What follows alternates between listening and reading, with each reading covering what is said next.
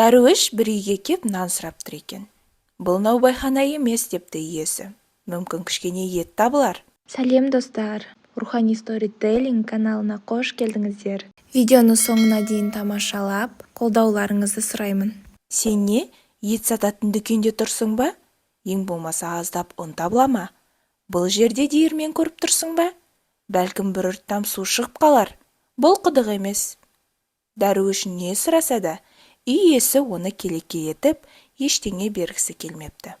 Ақырында шыдай алмаған Дәруіш үйге жүгіріп кіріп, шалбарын шешіп, үлкен дәретке отыратын адам секілді қылық жасай бастады. Оны көрген иесі, «Ей, не істейін деп жатсың?» деді шошып кетіп.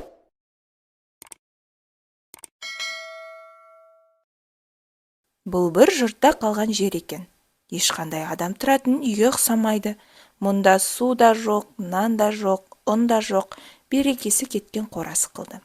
Қаңырап құр тұрғанша, әжетімді өтеуге пайдасы деп ойлағам, депті Дәруіш. Адамның денесі құдды бір үй сияқты.